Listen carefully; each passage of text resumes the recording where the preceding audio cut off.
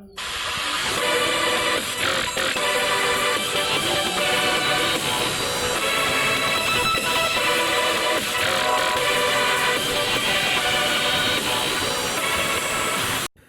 Subscribe कीजिए हमारे YouTube channel Sanskrit forever को और प्रेस कीजिए बेल आइकॉन को ताकि भविष्य में अपलोड की गई वीडियोस की नोटिफिकेशंस आपको मिलती रहें। धन्यवाद।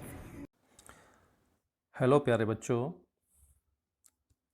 आज हम करते हैं व्यायामे सर्वदा पथ्य अध्याय के अग्रिम पद्यों की व्याख्या। अग्रिम पद्य है 5वां पद्य। न च एनम सहसा आक्रम्य जरासम अधिरोहति स्थिरी भवति मांसम च व्यायाम अभिरतस्य च। इसकी व्याख्या प्रारंभ करते हैं।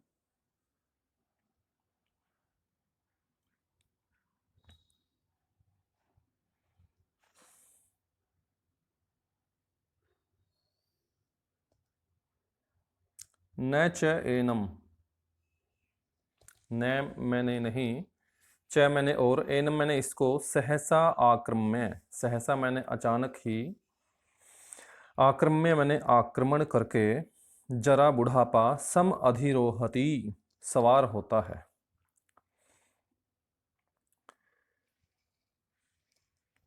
अर्थात जरा, जरा मैंने बुढ़ापा, च मैंने और बुढ़ापा, एनम, एनम किसको, व्यायामीनम, व्यायाम करने वाले को, सहसा आक्रम्य अचानक उस पर आक्रमण करके, न अधिरोहति सवार नहीं होता है। अर्थात जो नित्य प्रति व्यायाम करने वाला व्यक्ति है उसको बुढ़ापा अचानक नहीं आ जाता। स्थिरी भवति मांसम च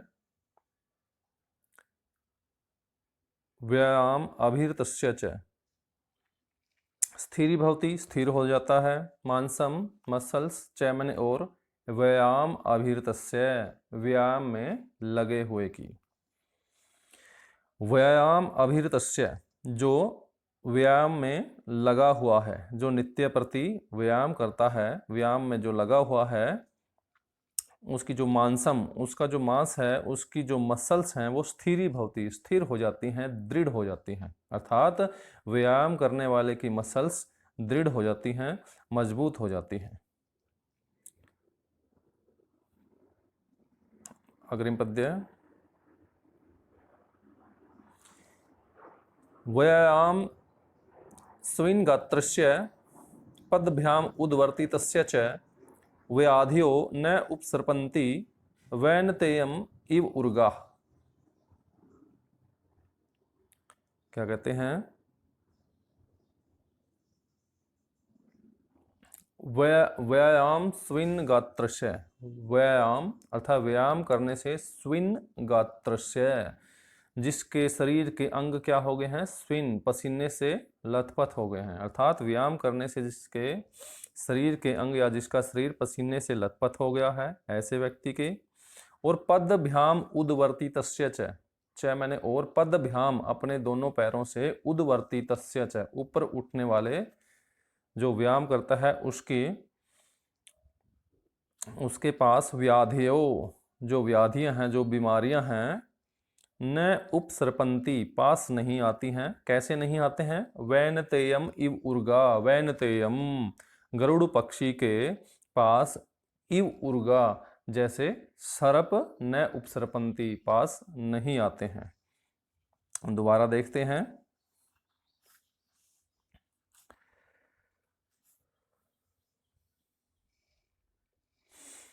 कि व्यायाम स्विन गात्रस्य, व्यायाम करने से जिसका शरीर या जिसके शरीर के अंग स्विन अर्थात पसीने से लथपथ हो गए हैं, ऐसे व्यक्ति। और पदभ्याम उद्वर्तितस्य अपने दोनों पैरों से, उद्वर्तितस्य ऊपर उठने वाले जो व्यायाम करता है उसके पास व्याधि है, जो बीमारियां हैं, न उपसर्पन्ति वो नहीं आती हैं। किस प्रकार से नहीं आते हैं? वैनतेयम इव उर्गा, वैनतेयम अर्थात गरुड़ पक्षी के पास जिस प्रकार से उर्गा सर्प अथवा सांप, न उपसर्पन्ति नहीं आते हैं।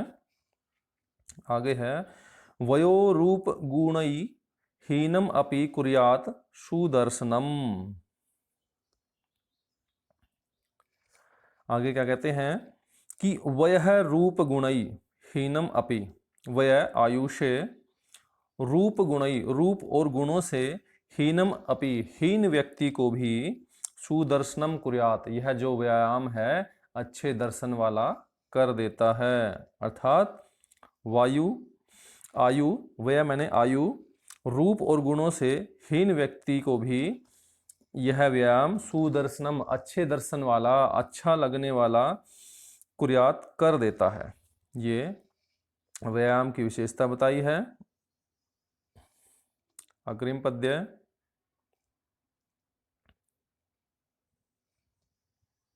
व्यायाम कुर्वतो नित्यम विरुद्धम अपि भोजनम विदग्धम अविदग्धम वा निर्दोषम परिपच्यते।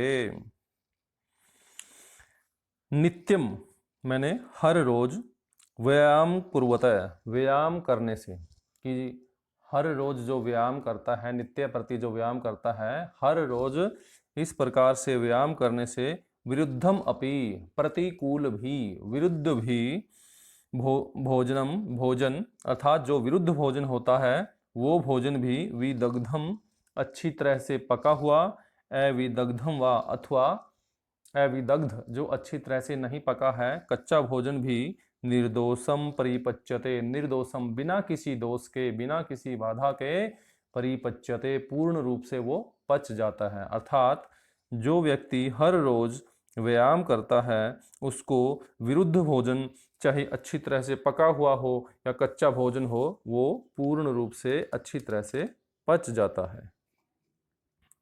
अग्रिम पद्य, पद्य नंबर 8।